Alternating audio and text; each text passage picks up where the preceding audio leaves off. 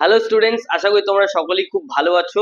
আজকে অনেকদিন পরে অন্য একটা ভিডিও নিয়ে আসলাম, যেখানে আমরা আর্টিকেলের পার্ট 2 নিয়ে আলোচনা করব। অলরেডি আমি তোমাদের নাউন এবং আর্টিকেলের পার্ট 1 কিন্তু অলরেডি শিখিয়ে দিয়েছি, যেখানে আমরা এ আর এন নিয়ে কিন্তু অলরেডি আলোচনা করে নিয়েছি। এবং আজকের এই ভিডিওতে আমরা আর্টিকেলের পার্ট 2 নিয়ে আলোচনা করব, যেটাতে কিন্তু আমরা দা সম্পর্কে বুঝবো। এখানে তোমাদের আমি শুধুমাত্র কয়েকটা রুল বলবো, দা ইউজ করার কয়েকটা ইউনিক রুল বলবো, যেই রুলগুলো তোমরা যদি ফলো করতে পারো তোমাদের কিন্তু দা কখনোই মিস হবে না। তোমরা দি বা দা যেখানে ইউজ করতে হবে সেখানে কিন্তু খুব ইজিলি ইউজ করতে পারবে। তো চলো দেখি কি সেই জিনিসগুলো।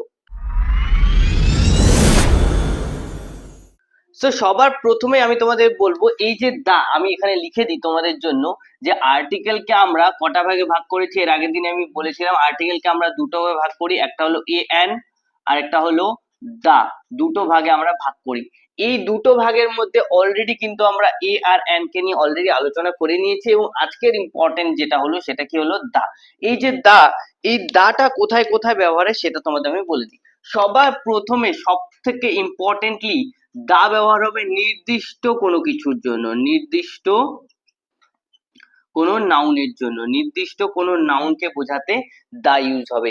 এবার এখানে একটা জিনিস মাথায় রাখতে পারো, যে দা ইউজ হবে দুটোর সাথে, অর্থাৎ সিঙ্গুলারের সাথেও অথবা প্লুরালের সাথেও কিন্তু ইউজ হবে। সিঙ্গুলার প্লুরাল দুটোর সাথে ইউজ হবে। এবং তারপরেও আরেকটা পয়েন্ট হলো, যে কাউন্টেবল হোক, countable or uncountable, countable or uncountable, দুটোই নাউনের সাথে কিন্তু দা ইউজ করা যাবে। তো একটা জিনিস তুমি মাথায় রাখবে, নির্দিষ্টর সাথে দা ইউজ করতে পারবে, সিঙ্গুলার প্লুরালের সাথে দা ইউজ করতে পারবে, কাউন্টেবল আনকাউন্টেবলের সাথে কিন্তু ইউজ করতে পারবে। যেমন আই হ্যাভ আ ডগ। দেখো আমি কি ব্যবহার করলাম, আই হ্যাভ আ ডগ, আমার একটা কুকুর আছে। এই যে আমি বললাম আই হ্যাভ আ ডগ, এখানে কিন্তু এই যে কুকুরটা প্রথমে কি ছিল, অনির্দিষ্ট ছিল। এবার আমি বললাম the dog is sick, the dog is sick. আমি বললাম আমার একটা কুকুর আছে, দ্য ডগ ইজ সিক। এবার যখন আমি প্রথমবারে এই যে দা ডগটা ইউজ করলাম, এই যে দা ডগ দিয়ে আমি কি করলাম, একে কি করলাম, প্রথমে আমাদের কাছে একে নির্দিষ্ট করলাম। তারপরের বারে দেখো যখন ইউজ করব, আমি কিন্তু ইজিলি দা ডগ ইউজ করতে পারবো, যাতে করে এই দা ডগ দিয়ে কিন্তু প্রথমবারে কুকুরটাকেই বোঝানো হচ্ছে। এবার আমি যতবার এই কুকুরটাকে নিয়ে কথা বলবো আমি কিন্তু দা ইউজ করতে পারি। দ্য ডগ ইজ ব্রাউন, আমি বলতেই পারি এইভাবে, ঠিক আছে।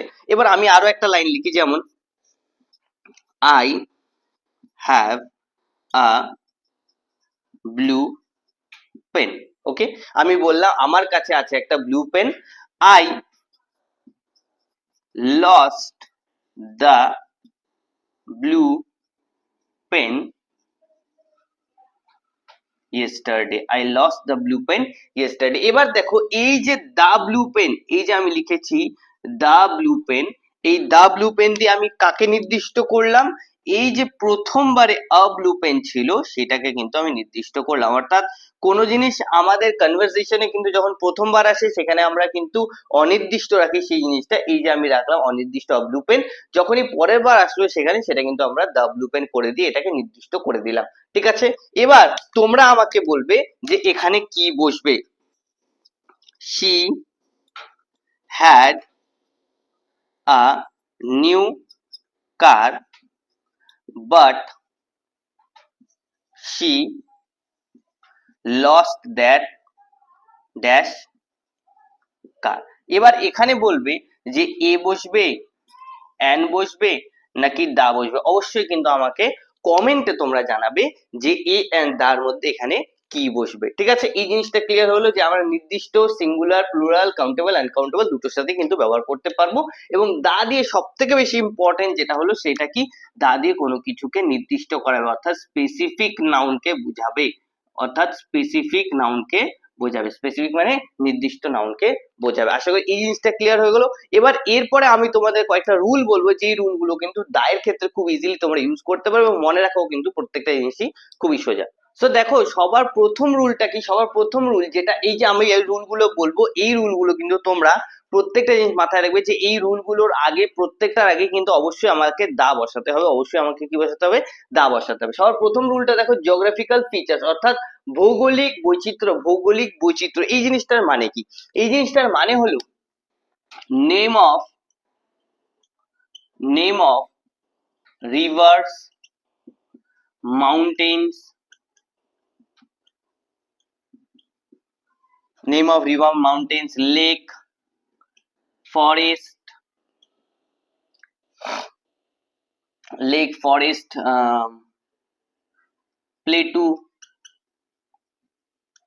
plateau, ocean, sea, continent,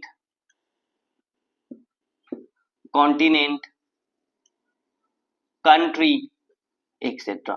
অর্থাৎ নেম অফ মাউন্ট, আমরা কিন্তু এখানে এক্সেট্রা না দিয়ে আরো অনেক জিনিস অ্যাড করতে পারি, যেমন ওয়াটারফল অ্যাড করতে পারি, ওয়াটারফল এক্সেট্রা।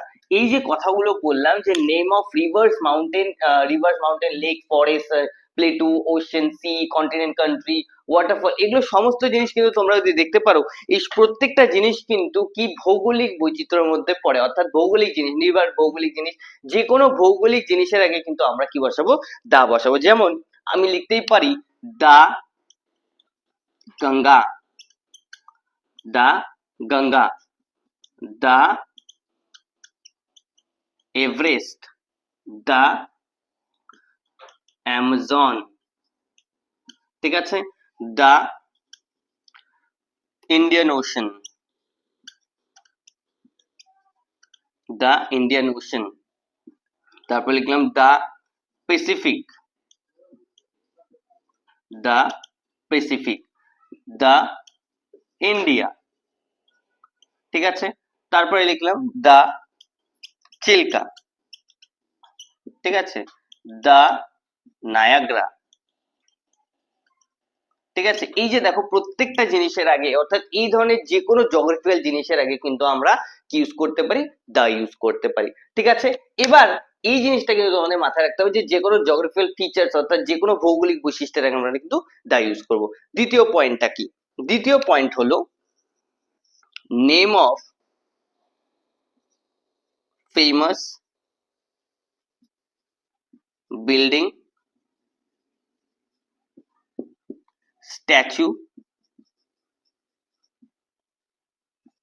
Sculpture,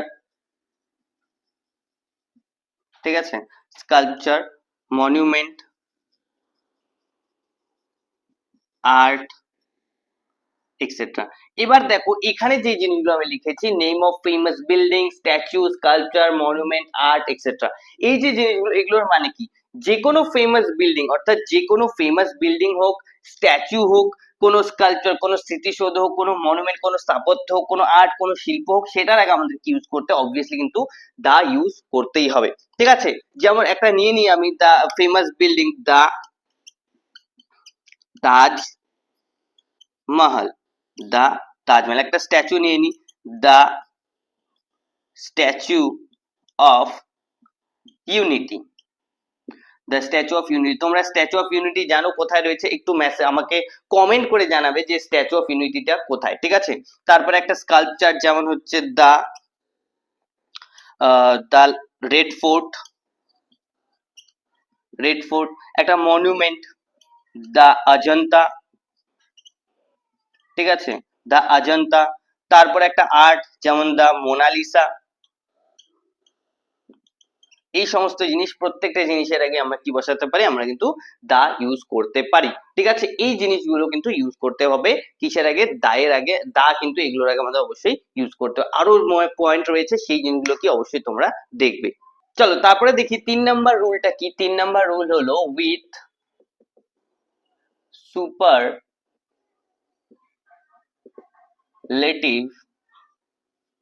degree.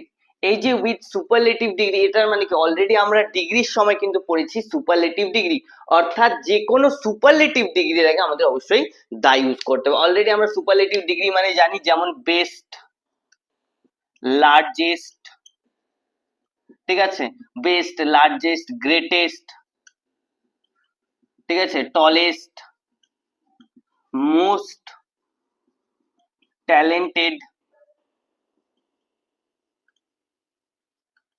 এই সমস্ত জিনিসের আগে কিন্তু আমাদের কি বসাতে অবশ্যই দা ইউজ করতে হবে। অর্থাৎ প্রত্যেকটা সুপারলেটিভ ডিগ্রি, অনেকেই কিন্তু এই জায়গাটায় ভুল করে, তারা সুপারলেটিভ ডিগ্রির আগে তাদের কনভারসেশন হোক, স্পোকেন ইংলিশের ক্ষেত্রে হোক, অথবা যে কোনো অ্যাপ্রোপ্রিয়েট ফর্ম অফ ভার্ব অথবা যে কোনো জিনিস করার ক্ষেত্রে কিন্তু তারা সুপারলেটিভ ডিগ্রির আগে তারা ভুলে যায়। আর্টিকেল প্রিপোজিশন করার আগে তারা কিন্তু অবশ্যই এ এন এর কথা চিন্তা করে।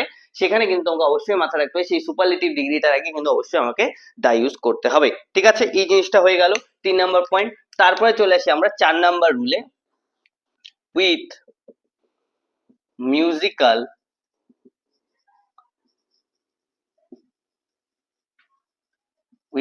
Musical instruments. অবশ্যই আমরা জানি মিউজিক্যাল ইনস্ট্রুমেন্টস মানে কি। মিউজিক্যাল ইনস্ট্রুমেন্টস মানে হলো বাদ্যযন্ত্র। যে কোনো বাদ্যযন্ত্র, সেটা কিন্তু একটা জিনিস আমি তোমাদের বারবার বলে দিই, যে কোনো বাদ্যযন্ত্র হোক সেটার আগে কিন্তু অবশ্যই আমাকে দা ইউজ করতে হবে। সেটা নির্দিষ্ট হোক বা অনির্দিষ্ট হোক, সেটা কিন্তু যে কোনো ভাবেই যদি আসে সেখানে কিন্তু আমাকে অবশ্যই দা ইউজ করতে হবে। যেমন দা গিটার। এবার এখানে আমি বলতেই পারি যে রোহন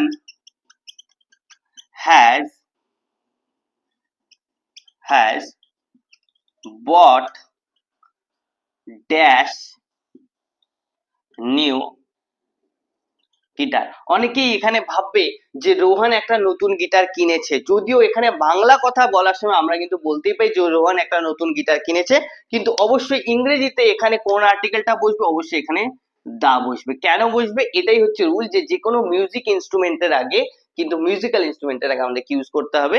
দা ইউজ করতে হবে। কি ইউজ করতে হবে? দা ইউজ করতে হবে যে কোনো মিউজিক্যাল ইনস্ট্রুমেন্টের আগে। যেমন Shizuka Shizuka plays the violin. I have a piano. এবার এখানে আমি ভুল কি লিখলাম? দেখো এখানে আমি দা ভায়োলিন ইউজ করেছি, কিন্তু এখানে আমি কি করলাম? ভুল করে দা পিয়ানো ইউজ করে। এই জিনিসটা কিন্তু তোমরা বারবার ভুল করো। অবশ্যই এখানে যে আমার কাছে কি আছে, একটা পিয়ানো থাকলেও আমাকে দা পিয়ানো ইউজ করতে হবে। I have the piano, I have the piano. এই জিনিসটা যদি তোমরা বুঝতে পারো, খুব ইজিলি কিন্তু দা তোমরা ইউজ করতে পারবে। ঠিক আছে, এবার চলে আসি আমরা 5 নম্বর পয়েন্টে। 5 নম্বর পয়েন্টটা কি? 5 নম্বর পয়েন্ট হলো টু গিভ প্লুরাল সেন্স। এবার দেখো এটা কিন্তু একটু অন্যরকম, ভালো মতো বোঝার চেষ্টা করবে। To give plural sense. Plural sense মানে কি? যে একাধিক, অথবা আমরা যেমন জানি সিঙ্গুলার মানে কি এক বচন, প্লুরাল মানে বহু বচন, সেমন বহু বচন রূপ দেওয়ার জন্য কিন্তু দা ইউজ হতে পারে। যেমন নর্মালি আমরা জানি, আমি যদি বলি এই যে আপেন, সেটাই তো আপেন। এবার যখন অনেকগুলো পেন চলে সেখানে আমরা কি বলবো? পেন্স, তাই তো? Pen pens. সেরকম ভাবে আমি বলতে পারি যে ডাস্টার ডাস্টার্স, তাই তো? বটল বটলস, কার কার্স, বার্ড বার্ডস, এইভাবে আমরা ইউজ করি, তাই তো? অন্য ক্ষেত্রে ইউজ হয় ম্যান মেন ইউজ হয়, চাইল্ড চিলড্রেন ইউজ হয়, মোবাইল মোবাইলস ইউজ হয়, ফোন ফোনস ইউজ হয়, তাই তো? বাফেলো বাফেলোস ইউজ হয়, বাস বাসেস ইউজ হয়, চাইল্ড চিলড্রেন ইউজ হয়। কিন্তু কিছু কিছু ওয়ার্ড রয়েছে যেটাকে আমরা শুধুমাত্র দা ইউজ করে আমরা শুধুমাত্র সেটাকে প্লুরাল সেন্স দিতে পারি। সেই জিনিসটা কি? সেই জিনিসটা হলো যেমন I have a poor friend. আমার আছে একটা গরিব বন্ধু, আমার আছে একটা গরিব বন্ধু। দেখো আমি বললাম এখানে আমার বন্ধুটা গরিব, ঠিক আছে? এবার আমি এখানে বলতে পারি I have the poor friends. আমার বন্ধুগুলো গরিব। এবার যখন আমি বুঝালাম যে এই যে আমার বন্ধুরা, এই যে বন্ধুরা, সেটা দা পুয়ার ইউজ করার সাথে সাথেই পুয়ারটা কি হয়ে গেল? দা পুয়ার হয়ে করার সাথে সাথে কিন্তু পুয়ারটা প্লুরালে পরিণত হয়ে গেল। আমরা কিন্তু এখানে কোনোভাবেই ইউজ করতে পারি না পুয়ার্স। কি ইউজ করতে পারি না? পুয়ার্স ইউজ করতে পারি না, পুয়ার্স ইউজ করতে পারি না। অর্থাৎ a poor, the poor, a poor and the poor, এই জিনিসটা কিন্তু তোমরা মাথায় রাখবে। এখানে আমি আরো একটা জিনিস অ্যাড করবো, তাই আমি জিনিসগুলো মুছে দিচ্ছি। A poor and the poor, যখনই আমরা আ পুয়ার ইউজ করবো এটা কি হয়ে যাবে? এটা হয়ে যাবে সিঙ্গুলার। যখন আমরা দা পুয়ার ইউজ করবো এটা হয়ে যাবে প্লুরাল। ইউজ করলাম। এবার এই জিনিসটার সাথে আরো দুটো শব্দ রয়েছে, আরো দুটো ওয়ার্ড রয়েছে, যেমন হলো রিচ। যখনই আমরা রিচ বলবো আ রিচ, আর কি করব? The rich. যখনই আমরা দা রিচ ইউজ করলাম, এই রিচটা কিন্তু প্লুরাল সেন্সে হয়ে গেল। আরো একটা ওয়ার্ড রয়েছে যেটা হলো ব্রেভ। একটা কি? ব্রেভ। আ ব্রেভ আর হলো দা ব্রেভ। এই যে a brave and the brave, a দিয়ে আমরা সিঙ্গুলার ইউজ করলাম, দা দিয়ে আমরা প্লুরাল ইউজ করলাম। তো এই জিনিসটা কিন্তু অবশ্যই খুব খুব ইম্পর্টেন্ট, বাচ্চারা প্রত্যেকজন ভুল করে এই জিনিসটাতে, যে তারা পুওর কে কিন্তু প্লুরাল করতে পারে না, ব্রিজ কে প্লুরাল করতে পারে না, ব্রেভ কে প্লুরাল করতে পারে না। এই জিনিসটা তোমরা মাথায় রাখবে যে দা ইউজ করে কিন্তু পুওর, রিচ আর ব্রেভ কে কিন্তু কি করা যায়, প্লুরাল সেন্স দেওয়া যায়। এখানে আরো নিয়ম রয়েছে, সেই জিনিসগুলো আমরা আগামীতে আরো দেখবো। চলো চলো তারপরে এবার পয়েন্ট দেখি আমরা 6 নাম্বার পয়েন্টটা কি রয়েছে আমাদের, যে 6 নাম্বার পয়েন্টটা কি, with ordinal numbers and place. With ordinal number and place, এই যে অর্ডিনাল নাম্বার অ্যান্ড প্লেস, এখানে প্লেস না লিখে আমি পজিশন লিখি, তাহলে তোমরা হয়তো খুব ভালো মতো বুঝতে পারবে যে এই যে অর্ডিনাল নাম্বার বা পজিশন এগুলো কি। অর্ডিনাল নাম্বার মানে আমরা জানি, দেখো এগুলোকে তো আমরা 1 2 বলি, তাই তো, 1 2 3, এগুলোকে আমরা কি বলি, 1 2 3 বলি, 1 2 3 4 5। এবার এটার সাথেই যখন আমি এইভাবে লাগিয়ে দেবো, ফার্স্ট, এটা সেকেন্ড, থার্ড, ফোর্থ, ফিফথ, এটাকেই কি বলে, এটাকেই বলে অর্ডিনাল নাম্বারস। এই যে অর্ডিনাল নাম্বারস, এগুলোর আগে আমাকে কি ইউজ করতে হবে, দা ইউজ করতে হবে। যেমন রাম ইজ ড্যাশ, আমি এভাবেও লিখতে পারি ফার্স্ট বয়, অথবা আমি এইভাবেও লিখতে পারি ফার্স্ট বয়, যে কোনো দুটোই তো অর্ডিনাল নাম্বার, তাই তো, অর্ডিনাল নাম্বার, এটার আগে আমি কি ইউজ করব, দা ইউজ করবো। Ram is the first boy, Ram is the first boy.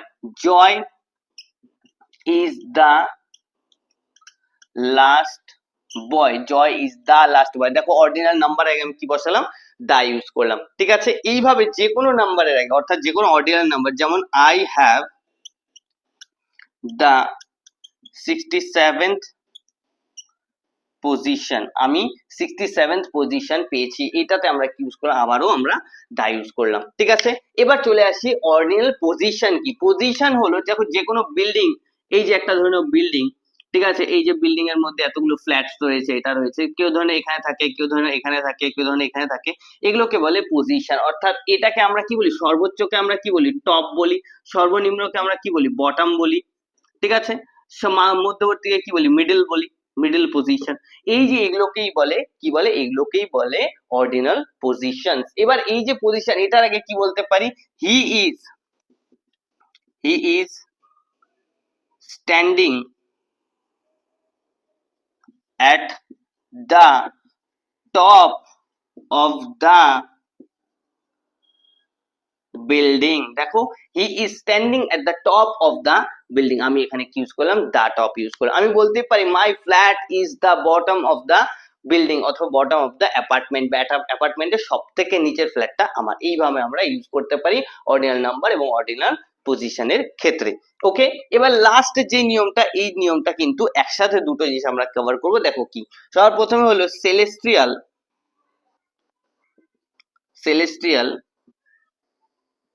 bodies and direction।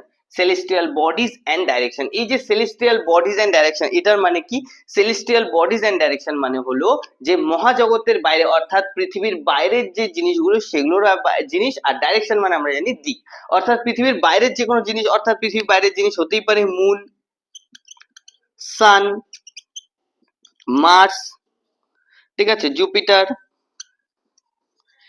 এগুলোর আগে কি বসাবো, আমি দা বসাবো। কি বসাবো, দা বসাবো, দা বসাবো এন্ড দা বসাবো। আর্থ, আর্থ নিজেও হতে পারে, দা বসাবো। গ্যালাক্সি, এটার আগেও কি বসাবো, দা বসাবো। ডাইরেকশন কি হতে পারে, ডাইরেকশন হতে পারে নর্থ, সাউথ, ইস্ট, ওয়েস্ট। ঠিক আছে, শুধুমাত্র এটাই না, নির্দিষ্ট যে কোনো ডাইরেকশন, যেমন ফ্রন্ট, ব্যাক, নির্দিষ্ট হতে হবে, তবেও কিন্তু এখানে আমরা কি বসাবো, দা বসাবো। এগুলোতে কি বসাবো, দা বসাবো। প্রত্যেকটাতে আমরা কি বসাবো, দা বসাবো। দেখো এখানে প্রত্যেকটাতে আমরা দা বসাবো, দা নর্থ, দা সাউথ, দা ইস্ট, দা ওয়েস্ট। ঠিক আছে, এবার একটা এক্সাম্পল লিখছি, দেখো দুটোই কভার হয়ে যাবে। যেমন the sun rises from the east, the sun rises from the east। দেখো এখানে দা সান ইউজ করলাম, সেলেস্টিয়াল বডি, দা ইউজ করলাম একটা ডাইরেকশন। ঠিক আছে। সেলেস্টিয়াল বডিজ মানে আমি বলে দিলাম, সেলেস্টিয়াল বডিজ মানে পৃথিবীর বাইরের যে জিনিসগুলো সেগুলোর সাথে আমরা কি ইউজ করবো, দা ইউজ করবো। এবার এখানে তোমাদের আমি একটা সিম্পল পয়েন্ট বলে দেবো যেটা তোমাদের মাথায় রাখতে পারো, যে পৃথিবীতে যেটাই একটা সেটার সাথে কিন্তু তোমরা দা ইউজ করতে পারো। এটা আমাদের ছোটবেলায় শিখে দেওয়া হয়েছে, সেটাকেই আমরা সিম্পলিফাই করে আরো ভালো মতো বুঝলাম, যাতে করে কিন্তু আর্টিকেল প্রিপোজিশন করার সময় মাধ্যমিক হোক বা উচ্চ মাধ্যমিকে সেখানে যেন আমাদের কোনো জিনিস যেন মিস না হয়ে যায়। এই জিনিসটা যদি তোমরা ফলো করতে পারো তোমাদের কিন্তু দা নিয়ে আর কোনো কনফিউশন থাকবে না, কোথায় কোথায় দা ইউজ করবে কোথায় কোথায় করবে না। সো আশা করি ভিডিওটা তোমাদের সকলেরই ভালো লেগেছে। অবশ্যই এই ভিডিওটা কপি করবে তোমরা, তোমাদের খাতার মধ্যে যে পয়েন্ট গুলো আছে সেগুলোকে কপি করবে, সেগুলোকে মক ডাউন করবে এবং প্র্যাকটিস করার চেষ্টা করবে এটার বেসিসে। ঠিক আছে, এই জিনিসগুলো অবশ্যই তোমরা যদি ফলো করতে পারো আগামী দিনে কিন্তু তোমাদের আর্টিকেল নিয়ে আর কোনো রকম প্রবলেম থাকবে না। নেক্সট আমরা আস্তে আস্তে আরো গ্রামার জিনিসগুলো অ্যাড করবো, তোমরা অবশ্যই চ্যানেলটাকে সাবস্ক্রাইব করে রাখবে। ভিডিওটা ভালো লেগে থাকলে অবশ্যই লাইক করবে, তোমার বন্ধুদের সাথে শেয়ার করে। দেখা হচ্ছে নেক্সট ভিডিওতে, তবে প্র্যাকটিস করতে থাকো এবং কনফিডেন্ট থাকো।